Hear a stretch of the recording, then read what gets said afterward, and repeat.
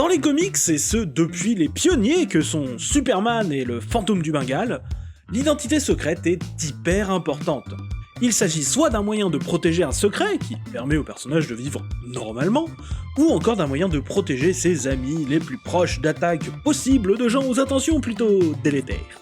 Et si aujourd'hui certains héros ont fait le pas d'envoyer bouler leurs identités secrètes, voire même pour certains n'en ont même jamais eu, le masque reste encore un accessoire indémodable pour nos super slips et ultra collants. Sauf cette fois où ils ont enlevé leur masque.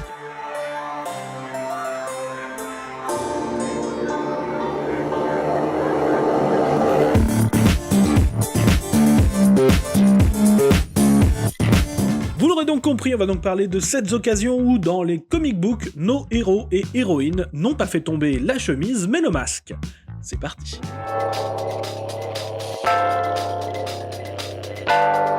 Commençons par un très grand fan de démasquage avec Batman, puisque le Chevalier Noir est très coutumier du fait. Bon, alors, souvent c'est soit une menace où le vilain ou le monde découvre avec effroi la vérité sur « Oh mon Dieu, mais qui est le Chevalier Noir ?» Ou alors c'est une marque de confiance ultime du genre « Je te fais confiance pour te dire mon identité ». Et je pourrais choisir un nombre immense d'histoires avec Batou.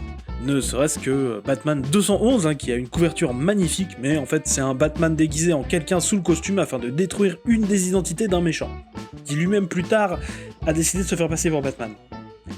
Oui, c'est retors.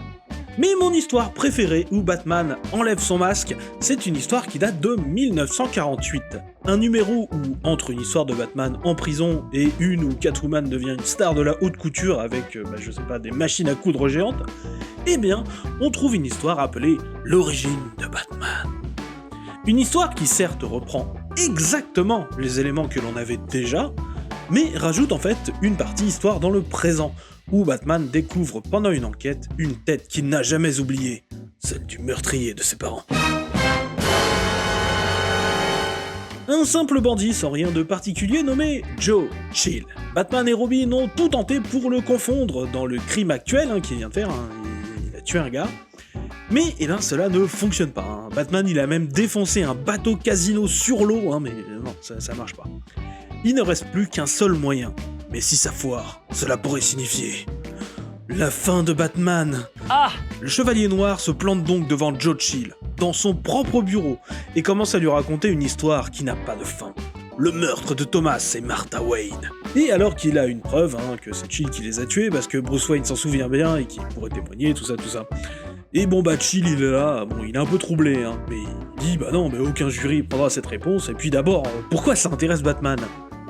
Et c'est là que clairement on atteint le climax où Batman enlève son masque et hurle « Je le sais car je suis le fils de l'homme que tu as tué. Je suis Bruce Wayne !»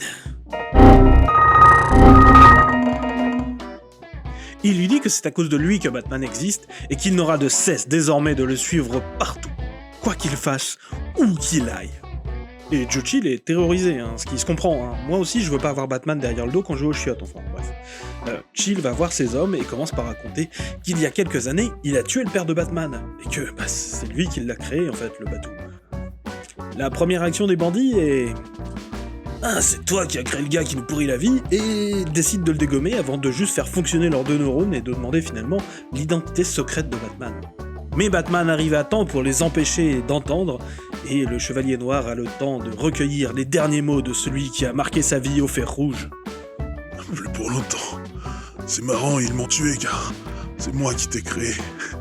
J'imagine que tu m'as eu au final. Et tout ça se termine sur un éloquent meurtre de Thomas Wayne, affaire classée. Oui, alors à l'époque, Martha elle pouvait les se faire foutre apparemment.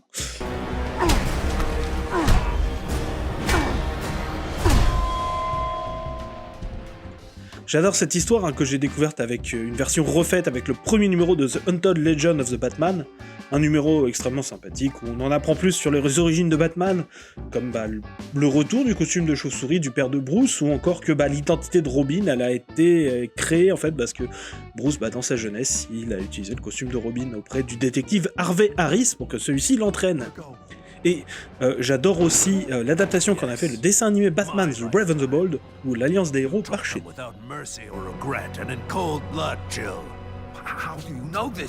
How could you possibly? I know because I watched it happen. I know because I am the son of the man you murdered. I am Bruce Wayne. No. Oh no.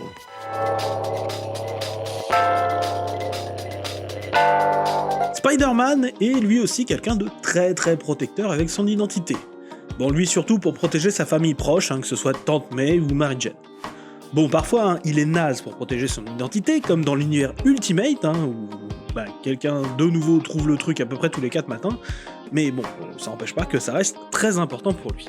Donc vous imaginez bien que, pour Spidey, révéler son identité au monde entier en direct live pendant une conférence de presse télévisée, c'est plutôt un énorme truc.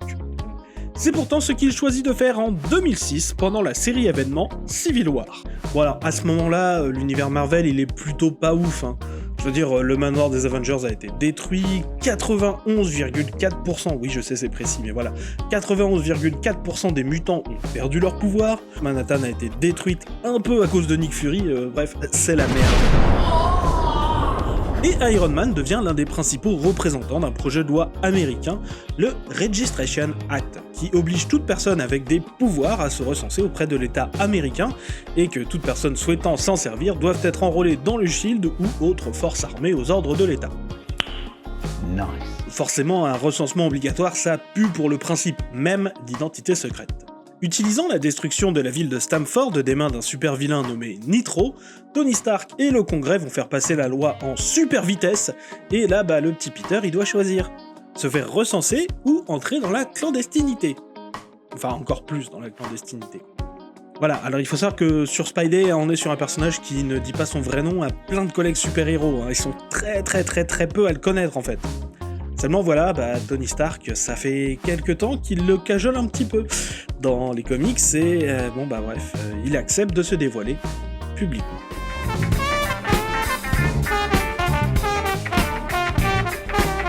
Un choix que Spider-Man va très vite regretter, puisque finalement assez vite, il décide d'aider les héros clandestins parce que il a pas très bien regardé ce que faisait le camp du recensement et surtout que ce camp-là a des méthodes un petit peu fascistes d'enfermement à vie sans procès et de tabassage en règle de tout le monde. Je veux dire, le Punisher passe pour un gentil dans cette histoire. Je tiens à le rappeler, voilà où on en est. Ah, et surtout, ses ennemis à Spidey vont très vite venir le chercher pour le tabasser, lui ou les siens. Par exemple, le Docteur Octopus fonce au collège où Peter bosse pour lui défoncer la mouille. Lui et les enfants. Ah, et puis n'oublions surtout pas, un assassin du caïd a voulu le buter, mais c'est Tante May qui a pris la balle. Et il a dû faire un deal avec le diable, et échanger carrément son mariage avec Mary Jane pour que Tante May ne meure pas.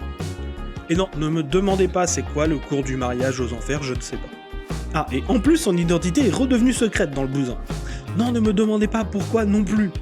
Bref, tout ça pour dire que la meilleure chose qui a découlé de toute cette histoire, c'est la réaction de J. Jonah Jameson qui découvre que Spider-Man est Peter Parker, et ça, ce sera toujours priceless. You serious?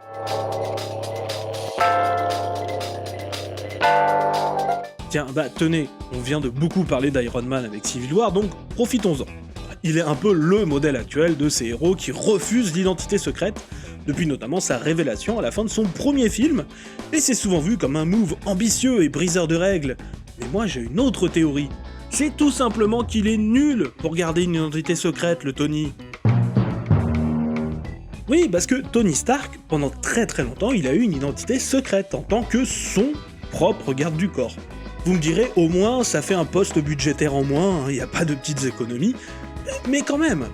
Je veux dire, même son propre générique utilisait son identité secrète pour se foutre de lui. Tenez, écoutez, c'est un extrait du générique du dessin animé Iron Man des années 60. Tony Stark est un drôle de gars, c'est un homme d'affaires qui ne sourit pas. Quand il devient l'homme incroyable, ça le rend sympathique, c'est formidable. Ça le rend sympathique, c'est formidable. On est d'accord que ça veut bien dire que personne aime sa gueule de base, ou c'est que moi? En fait, au fil des ans, il y a tellement eu de personnes, et notamment d'ennemis, au courant de son identité secrète, qu'en 1998, il a utilisé une machine du vilain Mentalo pour faire oublier à pratiquement tout le monde qu'il est Tony Stark. Et bon, il se démasque dans le même numéro à ses collègues, ce qui permet de rester dans le thème. Ouf. Oui, parce que Tony, lui, il aime faire son intéressant. Il fait rien comme tout le monde. Déjà, la vraie révélation de son identité au monde entier, il va le faire en 2002, dans le numéro 55 de sa série. Enfin, numéro 400, parce qu'ils ont mélangé les séries pour faire un gros chiffre plus tard, enfin... C'est très compliqué. Et le pire, c'est que c'est même pas le récit principal de ce numéro, hein. Parce que ce récit principal, c'est un numéro dans une grande saga autour des 10 anneaux du mandarin, mais non, c'est juste une toute petite histoire backup à la fin du numéro. Dans ce récit intitulé « Hors de la bouteille », Tony Stark a appelé une grosse conférence de presse, mais il sait pas vraiment ce qu'il va annoncer. En effet, il est obligé de faire une annonce, parce que bon, ça fait 2 semaines qu'il a disparu après un grand combat en tant qu'Iron Man où il s'est fait défoncer la mouille, le cours de ses actions en plongée, bon bref, faut qu'il réagisse, donc conférence de presse, mais bon bah, je fais quoi? Et ben il fait du blabla bullshit habituel, il parle d'une future grosse annonce, et bon bah bref, il dit c'est la fin de la conférence, et vas-y que ça papote en bouffant des petits fours. Et puis là en bas, dans la rue, il y a des bandits qui viennent de braquer une bande, qui foncent à toute berzingue et qui sont sur le point d'écraser un chien. Et donc pendant sa petite garden party, le bon Tony saute de son étage avec sa mallette qui contient son armure et se transforme aux yeux de tout le monde pour sauver le toutou et le rendre au petit garçon qui avait lâché sa laisse un instant. Alors bien sûr c'est une suffisamment grosse annonce, mais il y a des gens, comme une ancienne petite amie à long terme, un Rumiko Fujikawa, qui lui dit, avec raison quand même, « Pour un chien, tu m'as rien dit pendant tout le temps où nous étions ensemble et tu révèles ton secret pour un chien !»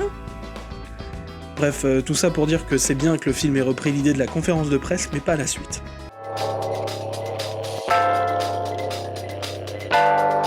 Et oui, le bolide écarlate, l'homme le plus rapide du monde, a aussi ses problèmes de masque et d'identité secrète. Car si le tout premier Flash, Jay Garrick, ne portait aucun masque, mais un saladier renversé sur la tête, dès le deuxième, Barry Allen, eh ben ils vont tous porter un masque bien couvrant.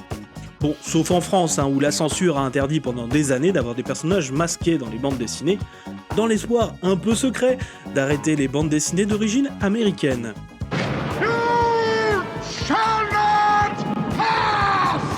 Bon, pour être plus précis, c'est les héros qui ne peuvent pas être masqués selon la commission de surveillance et de contrôle, parce que le masque est une marque de lâcheté et de banditisme. Ah, les années 50 et ses couvertures redessinées pour qu'on voit le joli faciès de Barry Allen. Et parfois même l'intérieur du comics, mais pas toujours, on sait pas trop, c'est un petit peu au petit bonheur la chance. Mais voilà, même si c'est marrant, c'est pas le sujet. Et on va se concentrer sur Barry Allen, ce sera plus simple. Il y a plein de fois où Barry a dû enlever son masque, et où il se le fait enlever. Je pense par exemple dans ce cas-là à l'arc du procès de Flash, où on a dû lui enlever son masque, mais surprise, il venait de faire de la chirurgie plastique, et il ressemble plus du tout à Barry Allen. Mais bon, tout ça, ça vient de l'arc The Trial of the Flash, le procès de Flash, et c'est un peu comme la saga du clone chez Spider-Man, c'est beaucoup trop long et ça a largement attaqué la crédibilité du personnage. C'est un peu pour ça qu'on a accepté qu'il meure dans Crisis on Infinite Earths, en fait, donc non, on va pas en parler. Don't let your kids watch it! J'ai plutôt envie de parler de Justice League of America année 1, qui raconte une histoire d'origine de la Ligue de Justice et qui me plaît beaucoup. Au cours de celle-ci, on voit les différents super-héros essayer d'apprendre à travailler ensemble et à se faire confiance, mais oh boy, que c'est difficile! En fait, ils ne dialoguent pas du tout ensemble, ils s'expliquent même pas comment fonctionne leur pouvoir. Du coup, l'un pense que Martian Manhunter, il lit tout le temps dans leur tête en permanence, l'un pense que l'anneau de Green Lantern, ça permet de voir avec des rayons X. Il y a même une blague comme quoi Aquaman entraîne les poissons rouges à nous surveiller. Bref, tout le monde est sur le point de quitter le groupe, ou se foutre sur la gueule. Quand là, eh bien, Barry Allen, oh, petit Flash tout innocent, il commence à enlever son masque et à dire son nom et sa profession, ce qui va pousser tous les autres membres un à un à faire de même. Et puis c'est la fin du 10e numéro sur 12, et maintenant ils sont prêts à travailler en équipe pour repousser une invasion alien super vénère. Parce que oui, parfois enlever son masque, c'est aussi une marque de confiance et d'amitié, et ce n'est pas toujours traité négativement dans les comics. C'est beau purin.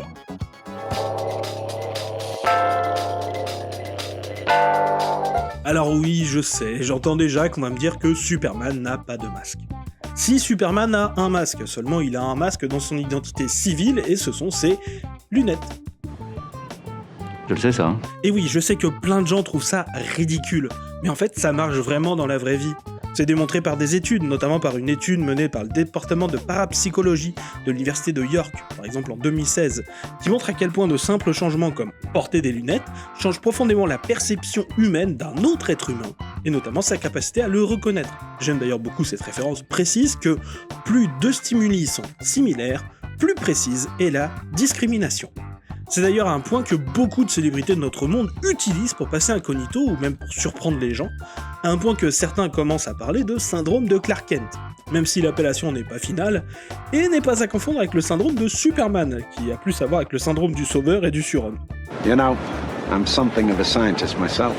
Mais bref, encore une fois, ce n'est pas le sujet, nous sommes là pour parler comics, et franchement, l'identité secrète de Superman a souvent été révélée, déjà même dans le numéro 20 de Superman en 1943.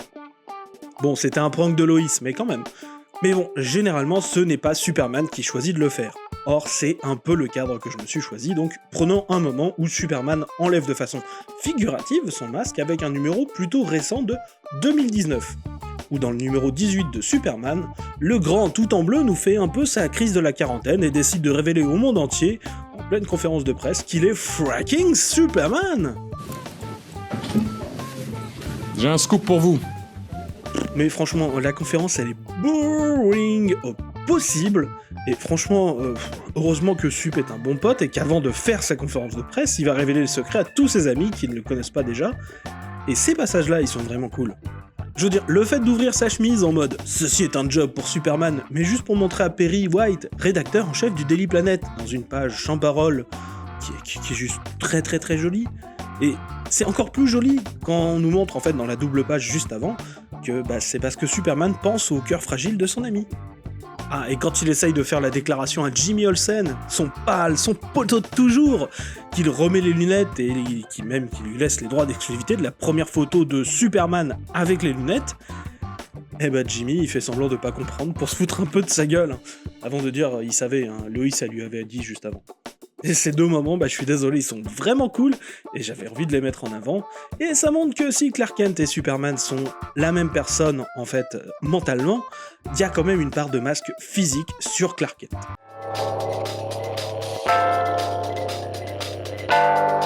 Bon, repassons du côté Marvel de la Force, et parlons des Thunderbolts, où se trouve un démasquage du plus bel effet.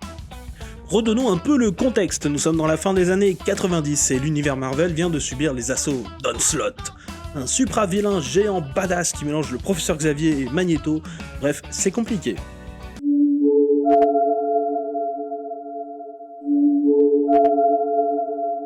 Mais le truc c'est que, pour enfin réussir à le battre, l'intégralité des Avengers et des 4 Fantastiques ont laissé leur vie. Ce qui laisse un grand vide côté héros, vous l'imaginez bien. Surtout que les médias sont en pleurs, il reste plus que les vils mutants X-Men pour nous défendre, le Spider-Man que Jameson adore dégommer dans son journal, et le grand méchant Hulk. Bref, c'est pas la joie. Il clown. Surtout qu'on nous fait tout un laïus sur des grands groupes de méchants qui font crée peur. Et c'est là que débarque une équipe de héros inconnus, les Thunderbolts, avec à leur tête un certain Citizen V, qui a un certain style de dingue avec son cap en drapeau américain et son sabre du plus bel effet. On les voit combattre des vilains mineurs, les Rat Pack, on les voit aller vivre leur vie dans leur base secrète, ils tiennent une conférence de presse où ils disent que, bien sûr, il faut qu'ils gardent un peu leur identité secrète pour avoir un coup d'avance sur les vilains.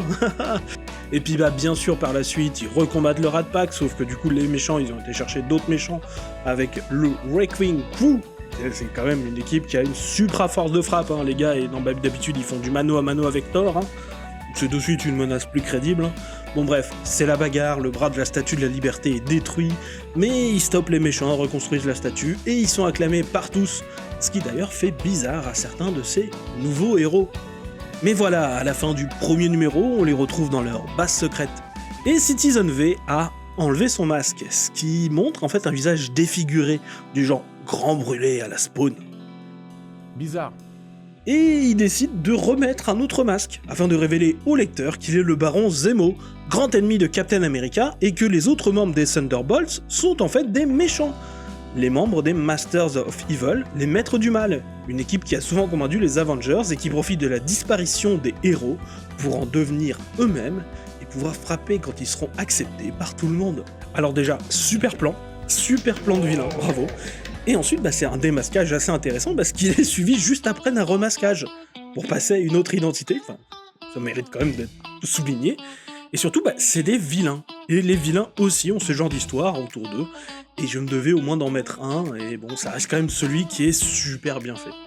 Surtout quand on se rend compte à la deuxième lecture qu'on t'a rappelé le groupe des Masters of Evil dans les premières pages du numéro en tant que menace potentielle. Et là, la boucle est bouclée, tutti quanti. C'est magnifique. Voilà, j'aime bien.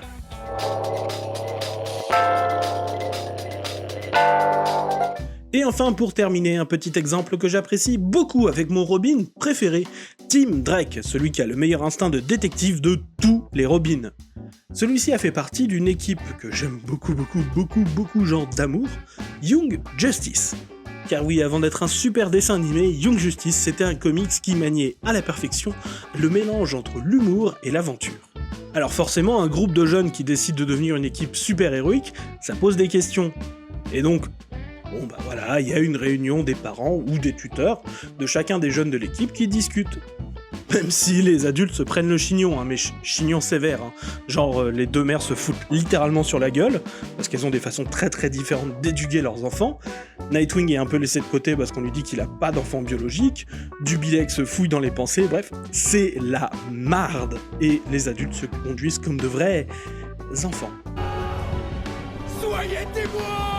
Pendant ce temps, et c'est ça qui va nous intéresser, les jeunes gens font une soirée où ils campent à la belle étoile tous ensemble, pour continuer d'apprendre à se connaître et à améliorer leur confiance. Pour finalement travailler ensemble, normal. Et c'est super drôle et bon enfant, et c'est un super moyen d'apprendre à nous, lecteurs, de connaître ces personnages. Notamment, nos jeunes héros vont jouer à un jeu tout innocent auquel on a déjà tous joué, qui s'appelle Action ou Vérité. Et c'est un peu drôle, Impulse est incapable de s'arrêter de parler pendant plus de quelques secondes. Secret balance un truc très glauque qui s'est passé pendant sa captivité, et pour Robin, on lui demande d'enlever son masque en tant qu'action. Voyez-vous, Robin est sous la supervision directe de Batman, et Batou, à l'époque de cette histoire, qui est au tout début des années 2000, il est dans sa forme la plus pure de paranoïa qu'il ait jamais eue, et il interdit à Tim Drake de révéler son identité à quiconque. Et Tim, qui est le Robin qui souhaite le plus être Robin, et saisit l'immense importance du rôle de Robin auprès du Chevalier Noir, il obéit. Il obéit, et même dans ce cas-là, où ça lui pèse beaucoup, de cacher son identité auprès d'authentiques amis, comme cette équipe. Alors il respecte le jeu, il enlève son masque, mais sauf que il était préparé parce que il est entraîné par Batman. Il avait un second masque sous son masque, et il explique qu'il savait exactement tout ce qui allait se passer, et que c'est même pour ça qu'il a pris action plutôt que vérité. Et ça ne s'arrête pas là, puisque si l'équipe accepte le beau jeu et ne demande pas plus, après tout il a enlevé le masque, la discussion continue, et Arrowhead demande à si Robin pourrait tomber le masque. Du genre arrêter d'être le sidekick de Batman, de cesser d'être un héros. Et Robin répond qu'il le ferait sans réfléchir, ce qui étonne bien sûr tout le monde. Mais je vous cite l'intégralité de la réponse parce que, encore une fois, je l'aime beaucoup. Si je n'étais plus Robin, cela signifierait que plus aucune vie innocente ne sera en danger. Plus de criminels qui violeraient la loi, plus personne qui ne vivrait leur vie dans un effroi perpétuel. Plus de crimes ou de mauvaises actions. Cela signifierait que l'humanité serait devenue une utopie, et je serais heureux pour l'humanité. Parce que ce serait la seule circonstance selon laquelle je quitterais ce jeu de masques. Et chacun d'eux continuait le numéro par donner un peu leur relation par rapport à l'héroïsme, leur vision d'eux-mêmes et du monde, et c'est un numéro excellent comme beaucoup de numéros de Young Justice.